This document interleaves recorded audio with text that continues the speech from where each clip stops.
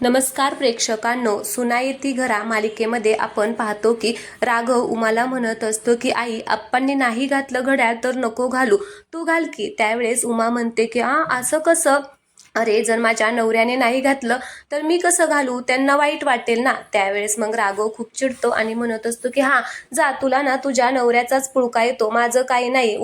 उग माझ्यामुळे तुमच्या दोघांमध्ये भांडण नको, मला अजिबात समजावत बसू नको, जा तिकडे. त्यावेळेस उमा म्हणते की अगं बाई, माझं बाळ ते चिडलं. बरं मी ना आप्पांना समजावते आणि सांगते त्यांना की घड्याळ घाल, मग आम्ही दोघं एकत्र तुझं घड्याळ घालू. मग राघव खूप खुश होतो आणि म्हणत असतो की खरंच काही. तर ती म्हणते की हो. मग आता दोघेही एकमेकांना मिठी मारतात.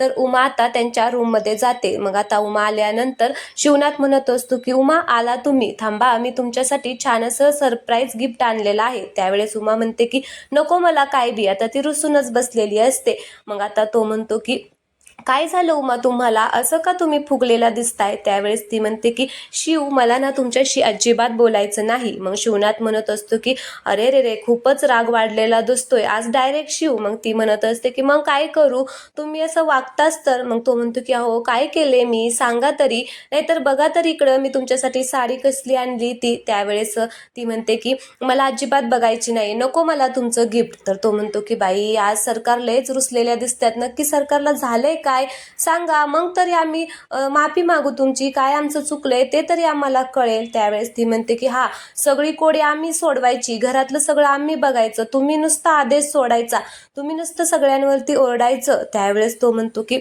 बरं, आमचं चुकलं, पण जर तुम्ही सांगितलं तर आम्हाला कळेल. मग आता ती म्हणत असते की तुम्ही राघवने आणलेलं घड्याळ का बरं नाही घातलं. मग आता असं म्हटल्यावरती शिवनाथला राग येतो आणि शिवनाथ म्हणतो की अच्छा, याच्यामुळे हे सगळं झालंय का, नाही घालणार राहू, त्यांनी बघितलं ना कसं आणले, कर्ज काढून घड्याळ आणलेला आहे, तो खूप चुकीचं वागलाय. त्यावेळेस ती म्हणते की पण एवढ्या प्रेमानं त्यानं आणलं होतं आपल्यासाठी, तर घालायचं की आजच्या दिवशी, एवढं काय. तर तो म्हणतो की अगं, एकदा घातलं, असं केलं तर तो नेहमीच करत राहील, आणि तुला माहितीये का, खरं तर त्याचे पैसे मलाच द्यावे लागणार आहे. तर उमा मग रागाने बघते. त्यावेळेस तो म्हणतो की पैशाचं काही नाहीये, पैसे दिल मी, पण अगं त्याला असलीच सवय लागल कर्ज काढून ही करायची. मला असं वाटतं माझ्या पोरांनी चांगलं बनावं, चांगलं नाव कमवावं. त्यावेळेस ती म्हणते की तुमची पोरं आहेत, ते बिघडणार नाही, सगळं काही व्यवस्थित करतील. पण आता राघव काही ऐकत नाही आणि उमा पण काही ऐकत नाही, दोघेही रुसून बसलेले असतात. त्यावेळेस उमा म्हणत असते की पण एक गोष्ट लक्षात ठेवा, तुम्ही जर ते घड्याळ घातलं नाही ना, तर मी पण ही तुमची साडी नेसणार नाही आज रातच्याला. मग आता तो म्हणतो की काय, ठीक आहे, नाही नेसणार ना तुम्ही.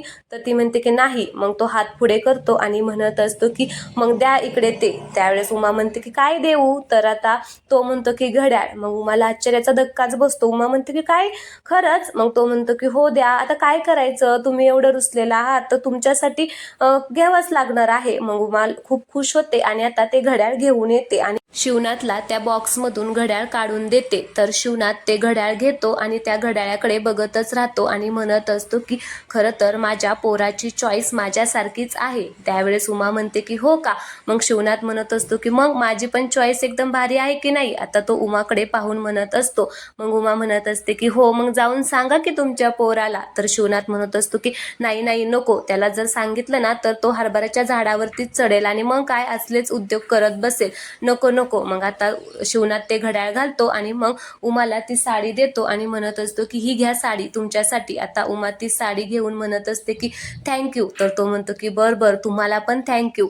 तर आता दोघेही एकमेकांना अॅनिव्हर्सरीच्या शुभेच्छा देत असतात. शिवनाथ म्हणत असतो की 25व्या लग्नाच्या वाढदिवसाच्या तुम्हाला हार्दिक शुभेच्छा. मग उमा पण सेम त्याला तसंच म्हणते आणि उमा साडी पाहते तर म्हणत असते की खरंच साडी ना खूप छान आहे, मला ना साडी खूप म्हणजे खूप आवडली. तर दुसरीकडे आपण पाहतो की राघवच्या गाडीचा घोटाळा झालेला असतो, म्हणून आता ते दोघे जण म्हणजे मामा आणि राघव आता डिस्कशन करत असतात की गाडी आता नीट करायला टाकायला पाहिजे. तेवढ्यातच उमा आणि शिवनाथ आता घड्याळ घालून बाहेर येतात. मग आता बाहेर आल्यानंतर राघव त्यांच्याकडे पाहतो. तर आता त्याला त्याच्या आप्पाच्या हातामध्ये घड्याळ दिसतं. मग आता तो खूप खुश होतो. पण आता आप्पा म्हणत असतात की खरं तर एवढ्या महागड्या घड्याळाची मला सवय नाहीये, उगाचच आपलं काहीतरी आणायचं मला असं आवडतच नाहीये. आता ते टोमणं देत असतात राघवला मुद्दाम. तर आता उमा मात्र हसत असते. मग आप्पा आता तिथून निघून थोडेसे पुढे जातात. त्यावेळेस आता राघव म्हणत असतो की आई बघितलं का आप्पांनी घड्याळ घातलं. मग उमा आता तिच्या पण हातातलं घड्याळ दाखवते. त्यावेळेस तो म्हणते की आई शपथ आई तू पण घातलं. तर उमा म्हणत असते की हो. मग राघव म्हणतो की थँक्यू आई, मला खूप छान वाटत आहे आज तुझ्यामुळे आप्पांनी माझं घड्याळ घातलं आहे. म्हणून तो आता आईचे आभार मानत असतो. तर इकडे दुसरीकडे आता भास्कर आणि त्याच्या मुलाने रिक्षावाल्याला बोलवलेलं असतं स्पीकर घेऊन, आणि तो आता त्यांना पैसे देतो आणि म्हणत असतो की आता वरड जोरात अख्ख्या गावाला कळलं पाहिजे की आज माझ्या बहिणीचा वाढदिवस आहे म्हणून. मग आता तो माणूस म्हणजे रिक्षावाला आता आतमध्ये जातो आणि माईक घेऊन म्हणत असतो की ऐका रे ऐका, आज पद्माताई शिरोळे यांच्या वाढदिवसानिमित्त जंगी कार्यक्रम आहे, तर सगळ्यांनी यायचं, असं आता तो जोरात ओरडतो. तर आता हा आवाज इकडे शिवनाथ आणि उमा त्याचबरोबर राघव बाहेर असतात तर त्यांना ऐकायला येतो. मग आता ते सगळं पाहून त्यांना आश्चर्याचा धक्काच बसतो. आता तो रिक्षावाला सारखाच आता ओरडत असतो. मग आता राघव म्हणत असतो की ह्यांना ना लयच अशी भांडणं करायची सवय आहे आणि काहीही आता उद्योग करून ठेवतात. त्यावेळेस शिवनाथ म्हणत असतो की करू दे त्यांना जे काही करायचंय ना ते करू दे, अजिबात आपण याच्यामध्ये लक्ष घालायचं नाही, असं म्हणून शिवनाथ तिथून निघून जातो.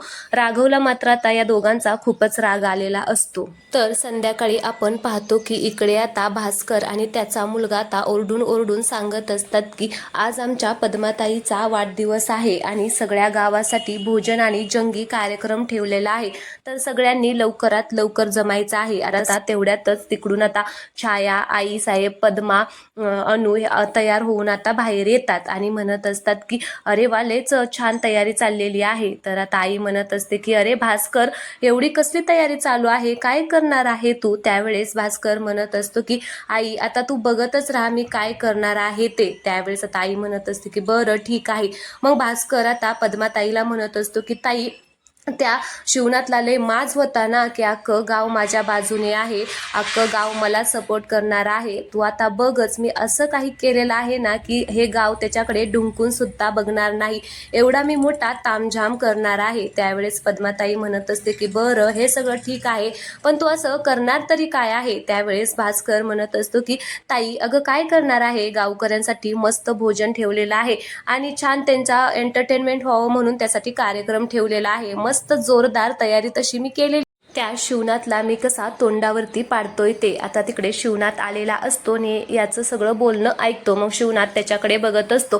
त्यावेळेस भास्कर म्हणत असतो की आता कोणालाही घाबरायचं नाही, बर्थडे असा सेलिब्रेट करायचा ना की अख्खं गाव आपल्याकडेच आलं पाहिजे. त्यावेळेस आता पद्मा सुद्धा तिकडे बघत असते आणि म्हणत असते की भास्कर तुला जे करायचंय ना ते कर, आम्ही ना आता मंदिरामधून जाऊन आलो, चला ग, असं म्हणून आता त्या मंदिरामध्ये जातात. भास्कर मात्र आता खूपच रागाने शिवनाथ कडे बघत असतो आणि मग शिवनाथला आता ते सगळे गेल्यानंतर खूपच हसायला येतं आणि तो म्हणत असतो की करा जे काय करायचंय ना ते करा, माझ्या बाजूने सुद्धा माझा खंडेराया आहे. तर आता संध्याकाळी सगळं गाव पद्माच्या घरी जमलेलं असतं आणि मग भास्कर म्हणत असतो की तर चला मंडळी, आज आपण इथे जमलो आहोत ते म्हणजे आपल्या पद्माताईच्या वाढदिवसासाठी.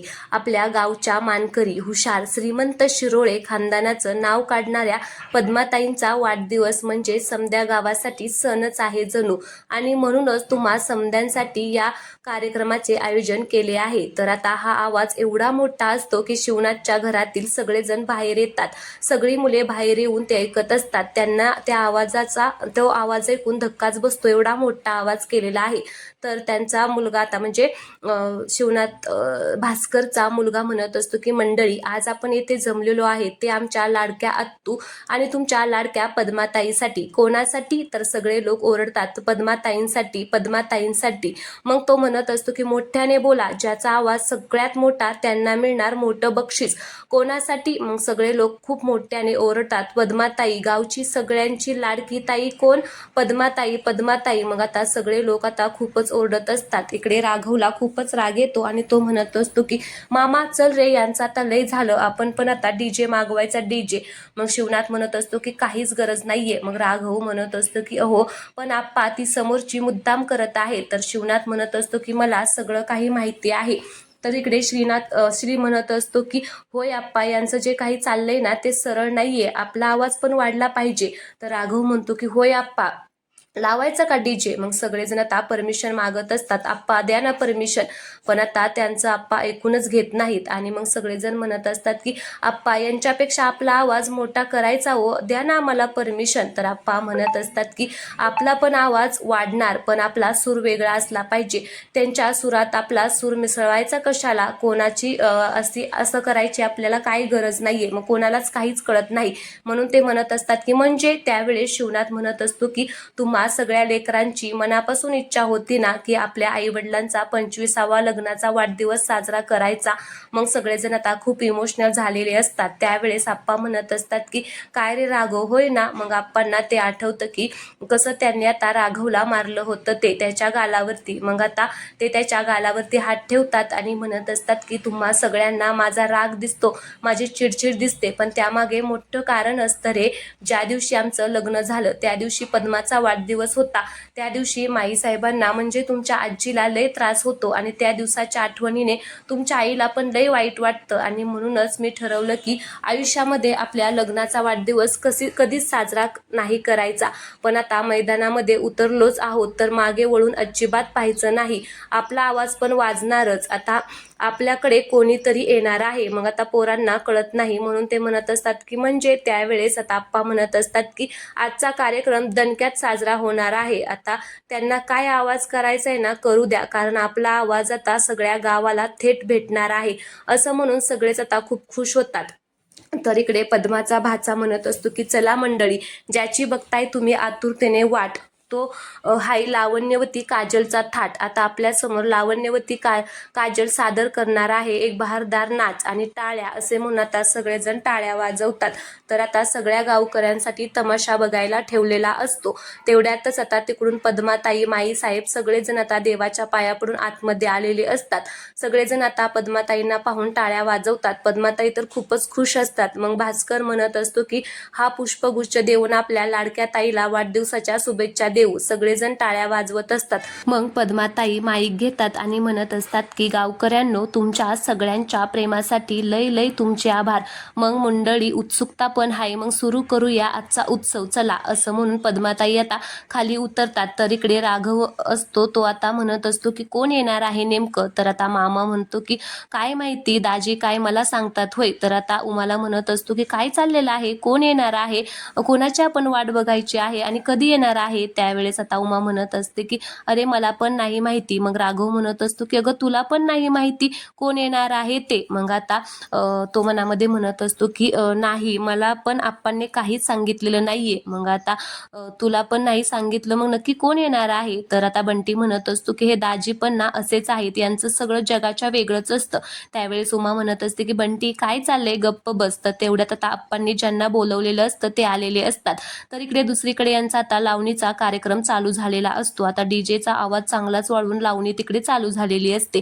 इकडे मात्र जागरण गोंधळ करणारे मंडळी आलेले असतात. ते आता सगळ्यांना नमस्कार करतात. मुलांना कळत नाही नेमकं आता काय चाललेलं आहे हे. त्यावेळेस आता आप्पा म्हणत असतात की तुम्हा सगळ्यांना माझ्या फॅमिलीची ओळख करून देतो. म्हणून आता शिवनाथ सगळ्यांची ओळख करून देतो. प्रत्येक मुलाचं नाव सांगून आता तो ओळख करून देतो. उमाचं, राघवचं, श्रीचं, माधवचं, वेदाचं, मामाचं, सगळ्यांची ओळख करून देतो. मग आता तो म्हणत असतो की पोरांनो, हे पण डीजे वालेच आहेत, पण यांचा डीजे पारंपरिक आहे, समजलं का. मी काय ठरवलं, आजच्या चांगल्या दिवशी डीजेचा आवाज नको, त्यापेक्षा अख्ख्या गावाच्या भल्यासाठी देवी आई समोर साकडे घालूया. मग आता आप्पा असं म्हटल्यानंतर सगळेच जण खूप खुश होतात. शिवनाथ म्हणत असतो की आपल्या म्हणजे उमाला म्हणत असतो की आपल्या लग्नाच्या वाढदिवसानिमित्त हा मी कार्यक्रम ठेवलेला आहे. मग राघव म्हणत असतो की आप्पा तुम्ही म्हणजे ना एकदम कमालच आहात, म्हणून तर मी तुमचा एवढा मोठा फॅन आहे. असं म्हणून आता इथे सगळं कुटुंब खुश झालेलं असतं. तर आजचा भाग येथे संपलेला आहे. पुढील भागामध्ये आपण पाहणार आहोत की इकडे आता लावणीचा कार्यक्रम चाललेला असतो आणि इकडे जागरण गोंधळाचा. तर आता कसं होणार आहे हे पाहणं खूप इंटरेस्टिंग असणार आहे. व्हिडिओ आवडला असेल तर व्हिडिओला लाईक करा, चॅनलला सबस्क्राईब करायला अजिबात विसरू नका. धन्यवाद.